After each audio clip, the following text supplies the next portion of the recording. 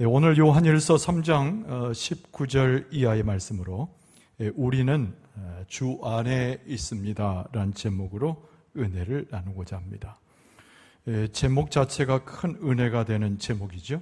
한번 저를 따라서 한번 복창해 봅시다. 우리는 주 안에 있습니다. 우리의 믿음의 삶을 다 설명해 줄 수 있는 제목입니다. 우리가 무엇으로 살고 무엇을 향해 가는지를 밝혀주는 제목이기도 합니다. 우리가 세상을 살아가면서 많은 사람들을 만나지만은 제일 중요한 관계는 하나님과 우리 사이의 관계 아니겠습니까?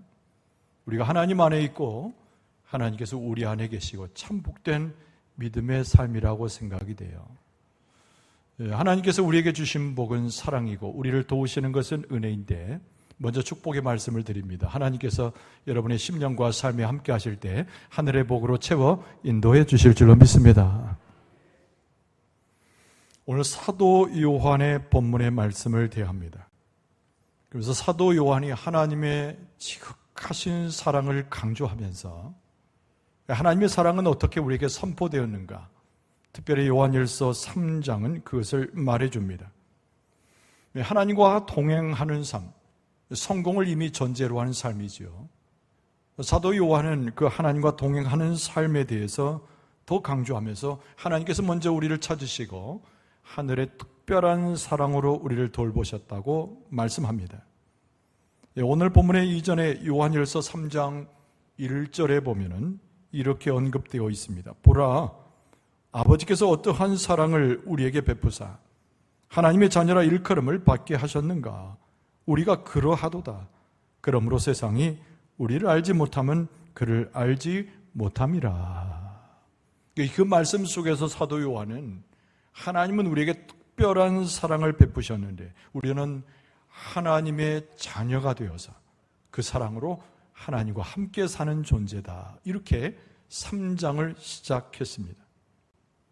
오늘 본문의 말씀을 우리가 함께 읽었거니와 오늘 본문의 말씀은 사도 요한이 어떻게 우리가 그 하나님의 위대하신 사랑 속에서 우리의 삶을 살아갈 것인가를 말씀합니다.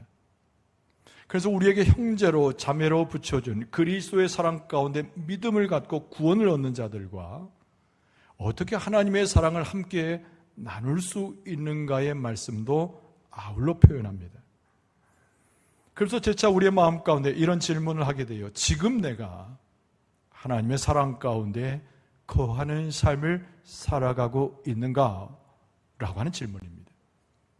확신에 찬 답변을 할 수도 있겠지만 그러나 우리의 삶을 조금이라도 돌아보면 우리의 마음 가운데 응어리지고 우리의 삶에 고통받는 모습이 있음을 쉽게 고백할 수 있게 됩니다.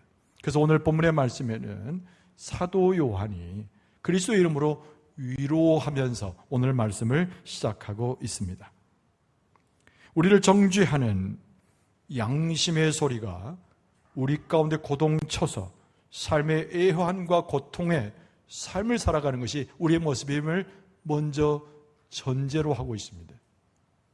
그래서 하나님의 위로는 어떻게 우리 가운데 왔습니까? 예수 그리스도의 사랑과 더불어 우리는 어떻게 살아가는 존재인가를 먼저 일러줍니다. 여러분 19절과 20절을 다시 읽어드리면 이로써 우리가 진리에 속한 줄을 알고 또 우리 마음을 주 앞에서 굳세게 하리니 이는 우리 마음이 혹 우리를 책망할 일이 있어도 하나님은 우리 마음보다 크시고 모든 것을 아시기 때문이라. 이 말씀을 뒤집어 보면은요, 우리의 마음 가운데 계속 양심의 소리가 들려서 우리를 책망하는 일들이 비일비재하다는 얘기입니다. 그럼에도 우리가 굳세게 믿음의 삶을 살아가고 하나님의 은총을 기억하는 것은 어찌 됨이냐라고 하는 질문을 19절과 20절에 표현하고 있는 것입니다. 사도 요한이 언급한 대로 우리는 진리에 속한 사람이 되었습니다. 예수 그리스도의 진리가 무엇인가요? 십자가에서 우리 죄를 대신 지시고 우리에게 새로운 생명을 주신 일이 진리에 속함의 은혜입니다.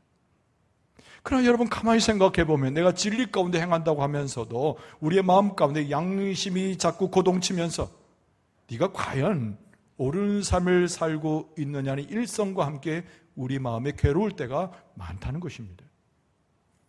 여러분, 우리는 하나님 앞에 그리스도의 이름으로 용서를 빌었고 하나님께서는 그 자비하심 가운데 우리의 모든 죄를 그리스도의 이름으로 사해 주셨습니다. 자, 그럼에도 불구하고 우리의 마음의 한 구석에서는 양심과 마음이 움직여져서 우리의 삶을 질타는 소리와 함께 우리는 죄책감 가운데 순간순간을 지낼 때가 많이 있습니다. 어둠의 길을 걸어갈 수 없습니다.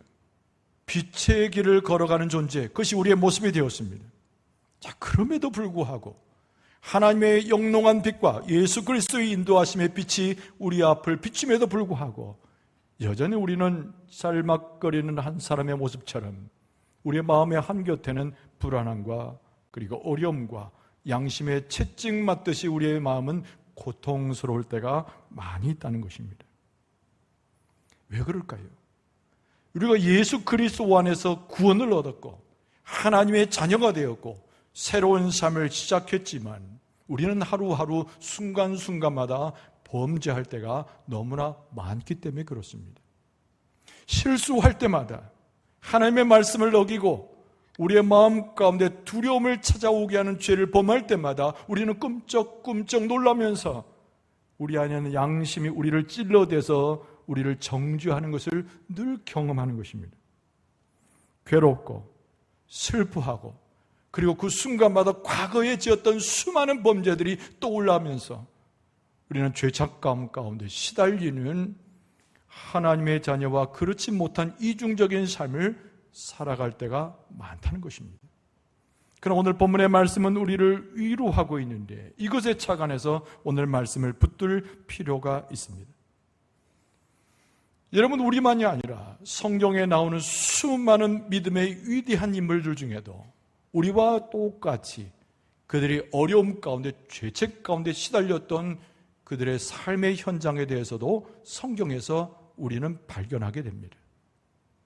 여러분, 구약 성경에 통틀어서 우리의 믿음의 선배는 누구일까요? 바로 다윗입니다. 다윗은 우리와 똑같은 사람이었지만 하나님이 인정하시는 믿음의 조상 중의 조상입니다. 완벽에 가까운 삶을 통해서 그의 마지막도 아주 믿음으로 화려하고 소박하지만 주님을 붙드는 모습으로 그의 생애를 마친 사람입니다.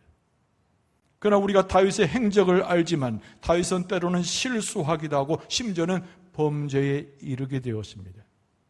다윗이 범죄 가운데 빠졌을 때 다윗의 마음 가운데 고동치는 것이 있었는데 그것이 양심이 그로 하여금 죄책감을 강하게 느끼게 했습니다. 여러분, 우리는 시편 51편을 보면서 전통적으로 이것이 바로 다윗의 고난과 고뇌 그리고 다윗이 고통했던 그 모습이라고 우리에게 전해줍니다.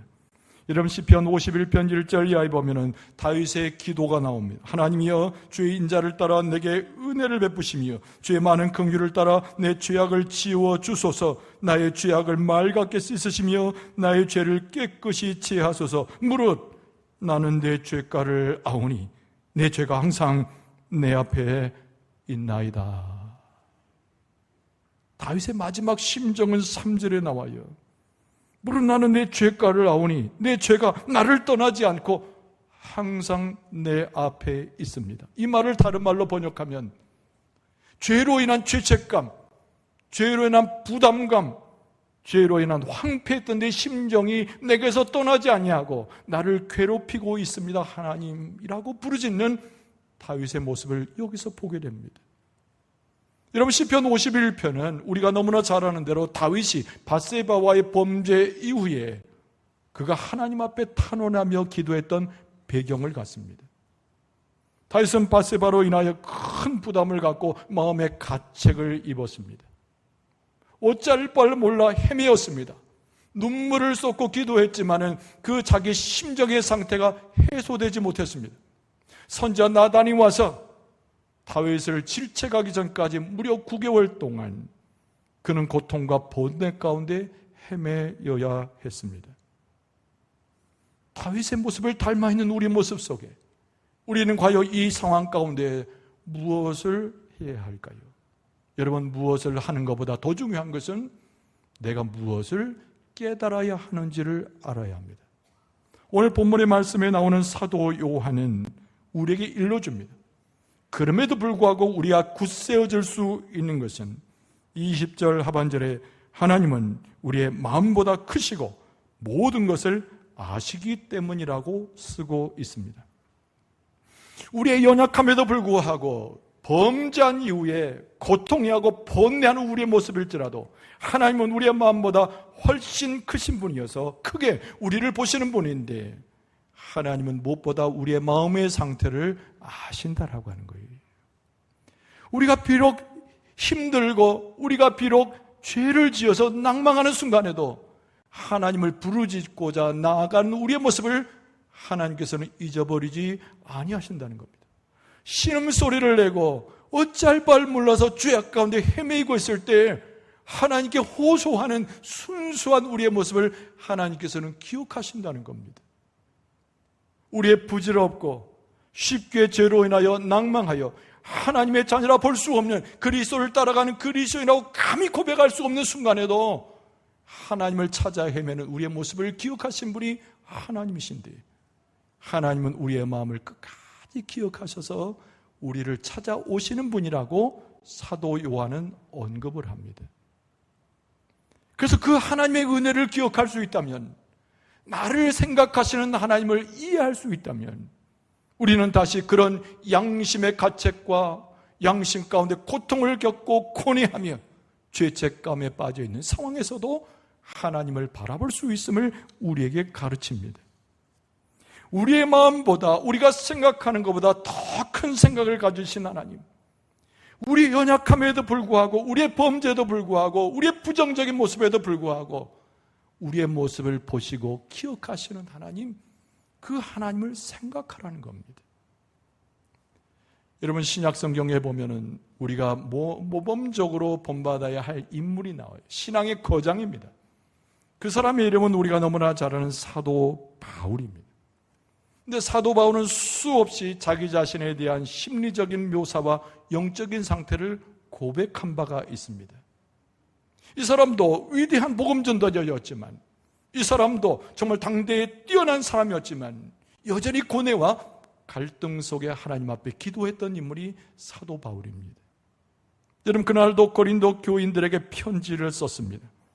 그리고 자신이 얼마나 연약한 자이며 자기의 모습이 얼마나 사도로 불릴 만한 자격이 없는가를 고백을 했습니다. 여러분, 고린도전서 15장 9절에 보면 나는 사도 중에 가장 작은 자라, 나는 하나님의 교회를 박해하였으므로 사도라 칭함받기를 감당하지 못할 자니라, 이렇게 말했어요. 사도 바울이 복음 전도자가 되고 성령의 이끌림 받아서 그 일을 수행하면서도 사도 바울의 뇌리에 마음에 전혀 떠나지 않은 것은 내가 과거에 교회를 박해했던 정말 험악한 사람이 아니었던가. 그래서 사도 바울의 양심에 자꾸 자기를 자극하는 거예요. 미련하고 감히 사도라고 일컬을 수 있느냐는 비난이 자기 스스로를 계속 고동치고 있는 겁니다.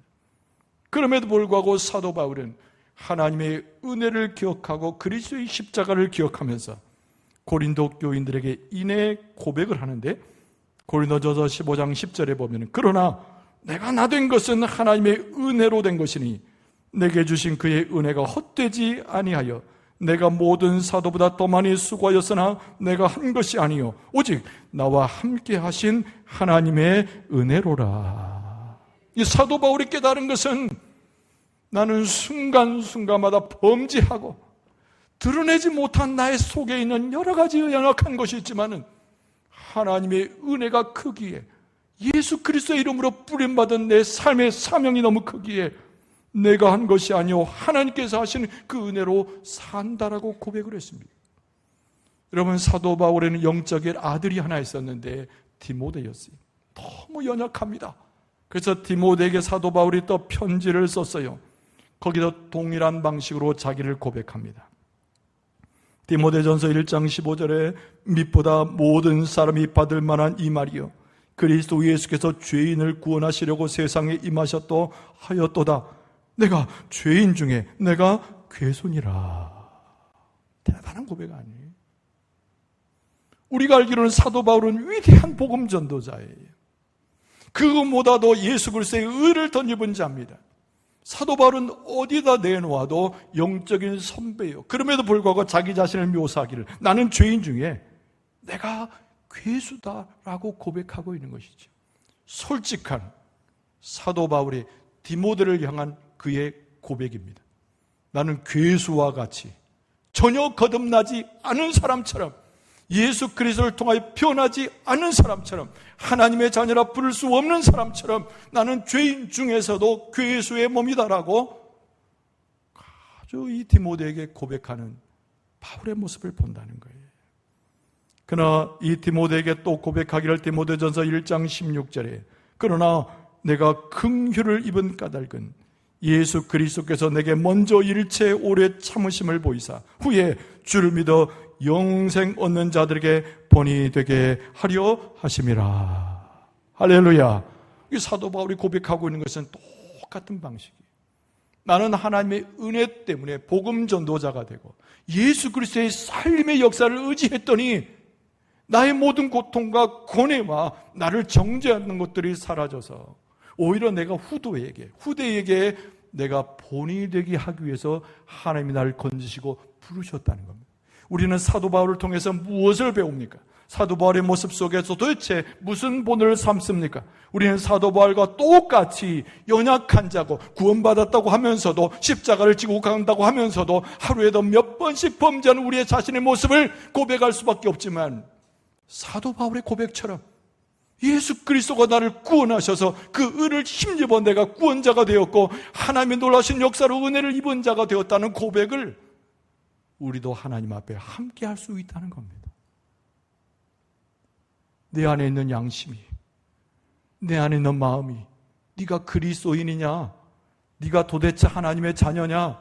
네가 새로 변화된 사람이냐? 오늘날이 네 범죄를 보아라. 어제 지었던 범죄를 보아라. 우리가 고동치는 말을 해도 우리가 굳세어질 수 있는 것은, 그리스도의 복음을 증거할 수 있는 하나님의 백성으로 설 수 있는 것은 예수 그리스도를 통한 하나님의 은혜가 내게 와서 바울에게 그랬던 것처럼 다윗에게 그랬던 것처럼 우리에게 충만하기 때문에 우리는 그리스도의 이름으로 하나님의 이름으로 서게 된 줄로 믿습니다.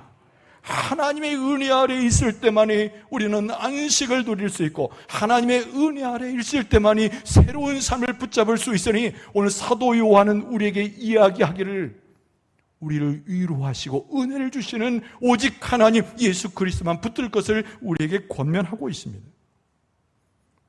그래서 사도 요한의 오늘 말씀을 자세히 보면은 양심으로 더 이상 정죄받지 아니하는 우리의 형편을 또한 이야기하면서 우리는 하나님 안에 거하는 존재로 어떻게 살아갈 것인가를 교훈합니다. 여러분 21절과 22절을 제가 천천히 다시 읽어드립니다. 사랑하는 자들아 그랬습니다. 사랑하는 자들아, 만일 우리 마음이 우리를 책망할 것이 없으면 하나님 앞에서 담대함을 얻고 무엇이든지 구하는 바를 그에게서 받나니 이는 우리가 그의 계명을 지키고 그 앞에서 기뻐하시는 것을 행함이라. 할렐루야. 말씀이 선포될 때 아멘 하시기 바랍니다. 할렐루야. 그러니까 요 20절 이전에는 마음에 꺼리낌이 있어서 이 말씀을 대하여 무슨 말씀인가 했더니 21절 이후에는 예수 그리스도의 은혜로 하나님의 역사하심으로 이제 더 이상 우리의 마음에 책망받을 것이 없다는 전제를 합니다. 그리고 우리를 부르기를 사랑하는 자들아, 우리가 더 이상 정죄받지 않을 때에 하나님의 은혜가 훨씬 큼을 예고하고 있어요. 여러분, 우리 마음에 고동치는 양심의 소리가 들려도 우리를 넘어뜨리려고 하는 속삭임이 있어도 넘어질 필요 없습니다. 우리는 하나님의 은혜와 예수 그리스도의 의를 덧입어서 가기 때문에 여러분 그것을 확신하게 되면은 우리 안에 생겨나는 더 큰 은혜가 있는데 우리를 도우시고 우리의 삶을 책임지시고 우리를 인도하시는 하나님을 확신하게 될 줄로 믿습니다. 하나님을 확신하게 되는 거예요. 이게 큰 은혜입니다. 우리가 언제 하나님을 본 적이 있습니까? 언제 하나님과 악수라도 한 번 한 적이 있습니까? 육신적인 우리가 어찌 하나님의 영을 볼 수 있습니까? 우리가 그러나 하나님의 은혜에 들어가고 예수 그리스도와 함께하여 우리의 삶이 변화가 돼서 더 이상 정죄받지 않을 때 우리의 마음에 큰 은혜가 들어오는데 그 은혜가 하나님을 확신할 수 있다는 겁니다. 할렐루야. 그 하나님을 확신할 수 있기에 예수 그리스도의 십자가를 더 확신하게 되고 예수 그리스도를 더 확신할 수 있기에 우리는 하나님의 이름을 부르며 예수 그리스도의 이름으로 기도할 수 있는 은혜를 덧입게 될 줄로 믿습니다. 그 22절에 무엇이든지 구하는 바를 그에게서 받는다고 되어 있습니다. 하나님의 백성이 하나님의 자녀된 것을 확신하고 예수 그리스도의 십자가를 확신하는데 우리가 예수 그리스도의 이름으로 기도하는 것 무엇으로 구하든지 하나님 앞에 응답받는 것은 당연한 것인 줄로 믿습니다. 아니 우리는 자격이 없어요. 여전히 범죄합니다. 여전히 자꾸 어리석은 길로 갑니다. 그러나 그것이 중요한 것이 아니고 예수 그리스도의 십자가가 우리를 덧입고 하나님을 확신했더니 우리가 하나님 앞에 나아가면 무엇이든지 하나님께서 듣고 구하는 바를 우리에게 응답하여 주시는 줄로 믿습니다. 아멘 하는 자에게 응답하실 줄로 믿습니다. 그런 거예요, 여러분. 이 말씀이 선포되면 다 받아 먹어야 됩니다. 할렐루야. 여러분, 하나님께서 확신한 마음을 주시잖아요. 그게 은혜예요. 예수 그리스도를 확신하게 해주십니다. 그 그리스도의 이름으로 하나님 앞에 기도하면 하나님께서 다 들으시고 가장 좋은 것으로 챙기셔서 허락하여 주실 줄로 믿습니다. 그러니까 하나님의 놀라우신 은혜는요, 하나님의 관계에 기초합니다. 여러분, 여기서 우리가 하나님의 관계를 생각해 봐야 돼요. 오늘 본문의 말씀에 사도 요한이 강조하고 있는 매우 중요한 얘기입니다. 하나님을 확신했더니 그 은혜 가운데 예수 그리스도와 더불어 살아갔더니 하나님과의 관계가 돈독해지는 거예요. 요한복음 15장은 참 포도나무 비유인 것을 우리는 너무나 잘 압니다. 하나님은 농부이시고 예수 그리스도는 참 포도나무고 우리는 뭐예요? 참 포도나무에 붙어있는 가지인 줄로 믿습니다. 이건 비유예요, 비유. 그런데 가지에서 열매를 맺으려면 어떻게 해야 됩니까? 포도나무를 떠나서는 안 되고 농부이신 하나님을 떠나서는 안 되는 것이죠. 이게 우리의 삶의 성공은 어디 있는가? 우리의 삶의 은혜와 기적적인 삶을 살아가는 근원은 어디 있는가? 예수 그리스도의 포도나무에 접붙여지고 농부이신 하나님께 우리의 삶을 맡기는 것에서 우리의 삶이 하나님과 영원토록 관계할 수 있는 거예요. 할렐루야, 할렐루야. 그런데 여러분, 우리 스스로를 한번 바라보세요. 오늘 예배 마치고 와서 점검해 보세요. 내가 하나님과 관계 가운데 있는 사람인가? 요한복음 15장은 비유입니다, 비유. 우리가 실제 가지가 아니잖아요. 비유입니다. 우리는 예수님께 접붙여져 붙어 있는 존재고 우리는 예수 그리스도에 통하여 하나님의 농부 되신 하나님과 함께하는 사는 존재인데 내가 과연 하나님과 관계에서 살아가는 존재인가 물어보세요. 내가 예수님께 접붙여진 가지처럼 열매 맺기 위해서 다른 것에 붙지 않고 예수님께 붙어 있는가를 물어보세요. 그런데 뭐라고 확신할 수가 없습니다. 뭐라고 대답을 할 수가 없어요. 그래서 오늘 사도 요한은 우리에게 친절하게 설명해 줍니다. 하나님과 관계하는 사람은, 예수 그리스도께 접붙여져 열매를 맺는 가지와 같은 사람은 하나님이 명령하신 것을, 하나님께서 말씀하신 것을 최선을 다해서 그 말씀에 순종하는 자임을 가르쳐 줍니다. 내가 하나님의 말씀에 순종하는가? 하나님의 계명을 지키기 위해서 내 삶을 거기에 맞추고 있는가? 그런가 그렇지 않는가의 판단에 따라서 내가 하나님과 관계하고 있는가? 하나님과 연결되어 있는가의 여부를 결정하는 것입니다. 그래서 오늘 본문의 말씀 가운데 오늘 뭐라고 말씀합니까? 오늘 사도 요한은 이렇게 이야기하고 있어요. 하나님의 계명을 지키는 자가 하나님과 연결된 자임을 말씀하면서 23절 하반절에 그가 우리에게 주신 계명대로 이렇게 하라는 거예요. 하나님이 일러주시는 그 계명대로 이렇게 하는 자가 하나님과 관계에 성공하는 자다. 23절 하반절은 뭐라고 되어 있습니까? 그가 우리에게 주신 계명대로 서로 사랑할 것이니라. 서로 사랑하지 않으면 하나님과 관계가 없는 사람이고, 서로 사랑하지 않으면 예수 그리스도의 사랑을 배우지 못한 자이고, 서로 사랑하지 않으면 하나님의 역사를 도무지 경험할 수 없는 자라는 겁니다. 하나님이 주신 말씀대로, 하나님이 명령하신 대로, 하나님이 계명을 주신 대로 서로 사랑할 수 있는 사람이 예수 그리스도의 사랑을 아는 자요 하나님과 영원히 관계하는 사람이라는 얘기입니다. 단순히 감정적인 사랑을 넘어가는 겁니다. 예수님께서 우리에게 보여주신 예수님의 그 희생적 사랑을 실천하는 사람을 의미합니다. 여러분 몇 가지 나누어서 생각해 보고자 해요. 예수님의 도대체 그 사랑은 무엇이었길래 우리가 그 사랑 가지고 서로 나누어야 됩니까? 첫째는 서로 잘 섬기는 것입니다. 요한복음 13장에 나온 대로 예수님께서 제자들의 발을 씻으셨습니다. 여러분 우리는 서로의 발을 씻어 주어야 합니다.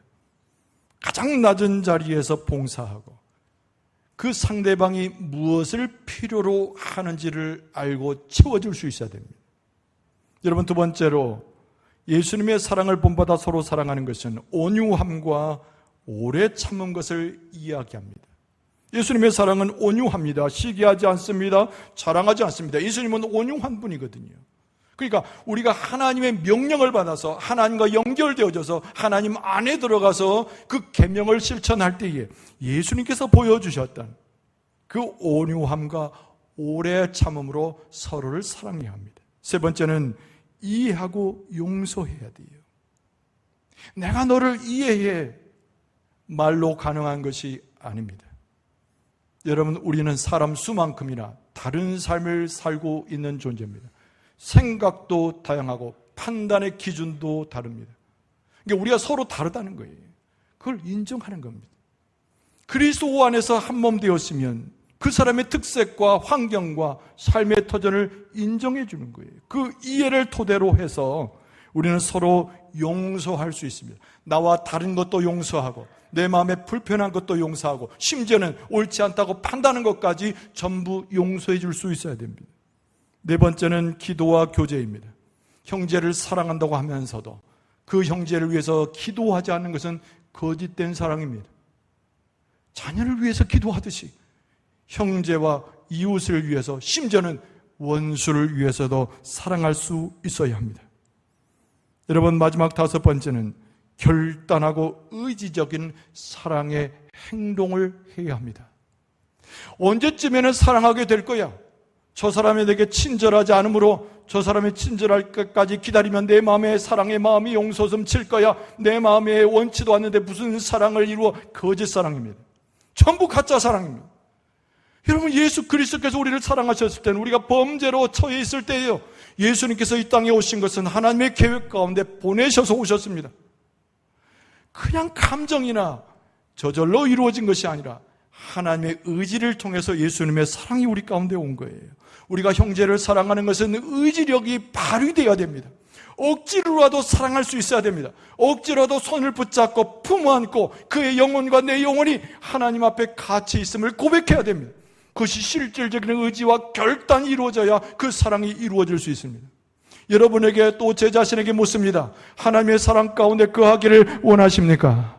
하나님의 역사에 있기를 원하십니까? 하나님의 기적의 역사가 그 하늘의 기적의 역사가 여러분들에게 온전히 이루어지기를 소원하십니까? 여러분 그러려면 하나님의 명령의 말씀, 계명의 말씀을 지켜야 되는데 오늘 사도 요한은 하나님의 계명대로 주신 계명대로 서로 사랑하라고 말씀하고 있습니다. 여러분 그런데 우리 힘으로 어찌 앞에서 열거한 사랑이 가능할까요? 그래서 그 하나님의 놀라운 사랑으로 우리에게 보내신 분이 있는데 그분이 바로 성령님이세요. 할렐루야. 성령이 하시는 일은 너무나 많이 있어요. 그런데 오늘 본문의 말씀에 성령이 하시는 일 딱 한 가지를 집어서 사도 요한이 소개하는데 우리가 하나님 안에 거하도록 하나님이 우리 안에 거하시도록 하나님의 명령의 그 계명을 지켜나갈 수 있는 능력을 성령이 주신다고 말씀하고 있습니다. 오늘 본문의 말씀 24절 이하에 보면은 그의 계명을 지키는 자는 주 안에 거하고 주는 그 안에 거하시나니 우리에게 주신 성령으로 말미암아 그가 우리 안에 거하시는 줄을 우리가 아느니라. 여러분 그래서 예수 그리스도의 다음에 성령이 오셨잖아요. 할렐루야. 성령을 통해서 교회가 세워지고 성령을 통해서 교회가 든든히 서가고 성령을 통해서 우리가 그리스도인의 하나님의 백성의 삶을 살아가게 되는 겁니다. 여러분 성령 충만해지면 사랑하게 되고 하나님의 말씀을 지키게 되고 하나님의 기적의 역사가 우리 가운데 나타나게 될 줄로 믿습니다. 그게 오늘 사도 요한은 강조하고 있는 겁니다. 말씀을 정리할 때 몇 가지를 기억해야 되는데 여러분 첫 번째는 하나님의 한량없는 은혜를 꼭 기억해야 됩니다.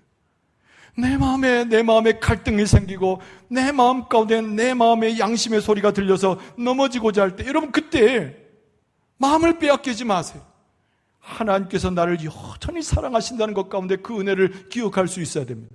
우리는 하나님과 더불어 살아가는 존재인데 하나님의 가족이 된 줄로 믿습니다. 우리가 하나님을 아버지라 부르듯이 하나님은 우리를 자녀로 부르시면서 우리를 가족 삼으셨어요.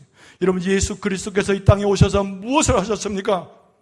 우리는 버려진 존재예요. 사망으로 가는 존재예요. 그럼에도 불구하고 예수님이 하나님의 아들인 것처럼 우리를 양아들로 삼으셔서 우리로 하여금 하나님의 위대한 일을 할 뿐만 아니라 그 일들을 이행해 나가는 상속자로 우리를 세우신 줄로 믿습니다. 하늘나라의 모든 것들이 우리 가운데 상속되어지는 거예요. 할렐루야. 믿습니다. 믿습니까?